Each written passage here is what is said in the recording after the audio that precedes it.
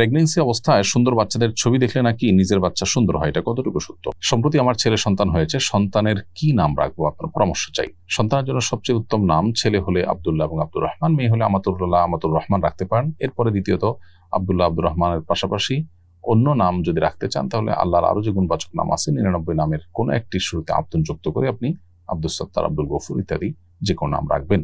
নাহলে নবী রাসূলদের নাম, সাহাবীদের নাম, আল্লাহর নেককার বান্দাদের নাম বা যে কোনো অর্থবহ সুন্দর নাম আপনি রাখতে পারেন। যে কোনো সুন্দর অর্থবহ নাম রাখলে ইনশাআল্লাহ বিদিনিল্লাহ আপনার বাবা হিসাবে তার একটা ভালো নাম রাখার যে দায়িত্ব আছে বাবা মা হিসাবে, সে দায়িত্ব আপনাদের পালন হয়ে যাবে ইনশাআল্লাহ তাআলা। প্রেগনেন্সি অবস্থায় সুন্দর বাচ্চাদের ছবি দেখলে নাকি নিজের বাচ্চা সুন্দর হয়, এটা কতটুকু সত্য? এটা অবৈজ্ঞানিক এবং হাদিসের দৃষ্টিকোণ থেকে ওইটি ভিত্তিহীন। এর কোনোই ভিত্তি নেই যে ভালো এবং সুন্দর, দেখতে সুন্দর এরকম বাচ্চাদের ছবি দেখলে বা এরকম বাচ্চাদেরকে দেখলে গর্ভের বাচ্চা সুন্দর হবে, এমন কোনো কথা নেই। বিষয়টা যে অযৌক্তিক এবং ভিত্তিহীন সেটা বোঝার জন্য আসলে পণ্ডিত হওয়ার প্রয়োজন নেই। ইমানদার কখনো কোনো কুসংস্কারে বিশ্বাস করতে পারে না। তিনি যা বিশ্বাস করবেন সেটা কোরআন এবং হাদিসে তার কোনো ভিত্তি থাকবে, কোরআন হাদিস কর্তৃক অ্যাপ্রুভড হবে, কিংবা তার কোনো বৈজ্ঞানিক ব্যাখ্যা বা গবেষণা দ্বারা সেটি প্রমাণিত কিংবা অভিজ্ঞতা দ্বারা প্রমাণিত হবে যে এটা করে মানুষ এরকম হয়। সেটা যদি অথেন্টিক সোর্স দ্বারা প্রমাণিত হয় এবং সেটার যদি কোনো ভিত্তি থাকে সেটা ভিন্ন কথা। জাস্ট এরকম ধারণা প্রসূত বিষয় বা কাল্পনিক বিষয়ের উপরে একজন ইমানদার বিশ্বাস করতে পারেন না। মেয়েদের জন্য অন্য ধর্মের মেয়েরা কি নন মাহরাম? তাদের সামনে কি পর্দা করতে হবে? আমি যে হলে থাকি সেখানে সবাই অন্য ধর্মের মেয়ে, তাদের সামনে কিভাবে পর্দা মেনটেন করব? প্রথম কথা হলো যে পর্দার বিষয়টি প্রযোজ্য হয় মাহরাম নন মাহরামের ভিত্তিতে, ধর্মের ভিত্তিতে না। অর্থাৎ আপনি যার সাথে দেখা করবেন তিনি আপনার মাহরাম কিনা। যদি মাহরাম হয় তাহলে দেখা দেওয়া জায়েজ, আর মাহরাম না হলে তার সাথে দেখা দেওয়া জায়েজ নয়।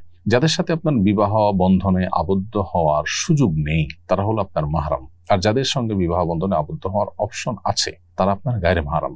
অতএব গায়রে মাহরাম কেউ যদি আপনার সামনে আসে তাহলে সেক্ষেত্রে তিনি যদি পুরুষ হন, নারী হিসাবে আপনি সেই গায়রে মাহরাম পুরুষের সাথে আপনি দেখা দিতে পারেন না। একই কথা পুরুষদের জন্য প্রযোজ্য। একজন পুরুষ তিনি তার গায়রে মাহরাম নারী, যে নারীর সাথে তার বিবাহ বন্ধনে পরিণত হওয়া জায়েজ বা সুযোগ আছে, তিনি গায়রে মাহরাম, সেরকম নারীর সাথে কোনো পুরুষের দেখা দেওয়া জায়েজ নেই। অর্থাৎ বিষয়টি হলো নারী পুরুষ এর সাথে সংশ্লিষ্ট, এর সাথে ধর্মের বিষয় নাই যে একজন মুসলিম নারী একজন হিন্দু নারীকে দেখতে পারবে কিনা, বিষয়টা এরকম না। অর্থাৎ এটার সাথে এর কোনো সম্পর্ক নেই। বরং নারী হিসাবে সব নারীরা সব নারীর সাথে দেখা করতে পারবে, সব পুরুষ সব পুরুষের সাথে দেখা করতে পারবে, কারণ এখানে ফিতনার আশঙ্কা ক্ষীণ নেই বললে চলে।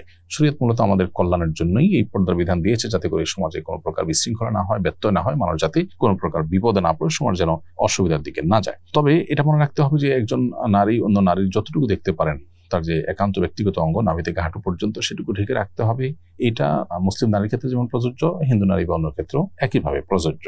আর যদি কোন নারীর সাথে এরকম আপনি দেখা করলে বা সাক্ষাৎ করলে বা সে আপনাকে দেখলে বা তাকে দেখার সুযোগ দিলে আপনার প্রাইভেসি নষ্ট হতে পারে, সে অন্য কোথাও আপনার সৌন্দর্যের বর্ণনা দিতে পারে ইত্যাদি, বা আপনার ছবি ধারণ করতে পারে, তাহলে সেক্ষেত্রে আপনি নিজেকে সেভ করে রাখার ব্যাপারে সতর্ক থাকতে হবে। সেটা মুসলিমের বেলাও প্রযোজ্য, অমুসলিম নারীর বেলাও প্রযোজ্য। আমি এক ছেলেকে পছন্দ করি, সেও আমাকে বিয়ে করতে আগ্রহী, কিন্তু সে এখনো বেকার ছেলের সাথে আমার বাবা মা আমাকে বিয়ে দিতে রাজি না। এক্ষেত্রে আমার করণীয় কি? দেখুন, প্রথম কথা হলো যে বিয়ের ক্ষেত্রে বাবা মার চয়েসটাকে বিশেষ গুরুত্বের সাথে দেখা এটা শরিয়া নির্দেশ না। অতএব যে ছেলে আপনার ভরণ পোষণ দিতে পারে না, আর্থিকভাবে এ সঙ্গতি যান নাই, তার সঙ্গে আপনার বিবাহ বসার কোনো যৌক্তিক কারণ থাকতে পারে না। ব্যক্তিগতভাবে তিনি ভালো মানুষ হলে সময় নেবেন, সময় দিবেন, তাকে সুযোগ দিবেন, সেটা ঠিক আছে। আপনার বাবা মা যে আপনাকে এখানে বিবাহের ক্ষেত্রে বাধা দিচ্ছেন বা তারা যে তাদের নারাজি জাহির করছেন সেটা কিন্তু অন্যায্য নয়। তবে ছেলেটা যদি ভালো হয় এবং ভালো ছেলে পাওয়া কঠিন হয়, বা আমাকে আপনি বোঝাবেন, বোঝানোর চেষ্টা করবেন, তার দিনকে যদি আপনি অগ্রাধিকার দিয়ে থাকেন, তাহলে সেক্ষেত্রে আল্লাহ তাআলা বলেছেন ইয়াকুনু ফুকারা ইউগনিহিমুল্লাহু মিন ফাদলিহি, বিবাহ শাদী করলে আল্লাহ তাআলা মানুষের দারিদ্র্য দূর করে দেন।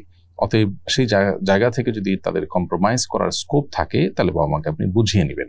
বুঝে নিতে পারলে অবশ্যই আপনি বিবাহ বন্ধনে আবদ্ধ হতে পারেন। এবং যদি বাবা মা আপনার দিনদারিতা তাদের মধ্যে একেবারেই না থাকে, তারা দিন না বুঝেন, ভালো মন্দ না বুঝেন, আপনি অন্য মানুষ দ্বারা মোটামুটি এটা ভেরিফাই করেছেন এবং এখানে দিনই স্বার্থ আছে ব্যাপকভাবে, এরকম যদি আপনি বুঝে থাকেন তাহলে সেক্ষেত্রে আপনি এই জায়গায় বিবাহ বসতে পারেন। কারণ বাবা মা যদি দিনদার না হন, দিনই চেতনা না থাকে, বরং দিনদার হওয়ার কারণে ছেলেকে অ্যাভয়েড করছেন, এরকম হয়, তাহলে তাদের আর অভিভাবকত্ব করার যোগ্যতা আসলে তারা হারিয়ে ফেলে। এই জন্য আপনি ঠিক কোন পরিস্থিতিতে আছেন সেটার উপর নির্ভর করবে আপনার এই প্রশ্নের উত্তর।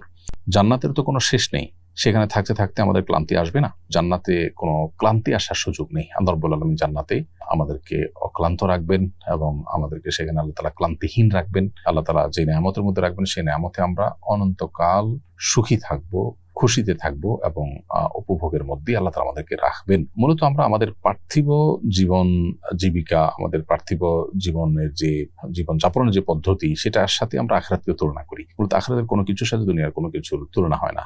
দুনিয়াতে আমরা একটা জিনিস বারবার দীর্ঘদিন আমাদের ভালো লাগে না, ক্লান্তি আসে। আখিরাতে যে সেরকম হবে তা কিন্তু নয়। বরং সূরা ফাতিরের 35 নম্বরে আল্লাহ তাআলা বলেছেন, লা ইয়ামাসসুনা ফিহা নাসাবুন ওয়ালা ইয়ামাসসুনা ফিহা লুগুব। অর্থাৎ জান্নাতে কিন্তু কোনো ক্লান্তি মানুষকে স্পর্শ করবে না, আমাদেরকে স্পর্শ করবে না। অতএব আল্লাহ রাব্বুল আলামিন জান্নাতে আমাদেরকে যে নেয়ামত রাখবেন, সেই নেয়ামতে আমরা কিভাবে সুখে থাকবো, সেটার বৈচিত্র্য কিভাবে আসবে না হবে, সেটার মূল অবস্থা একমাত্র আল্লাহ তাআলা ভালো জানেন।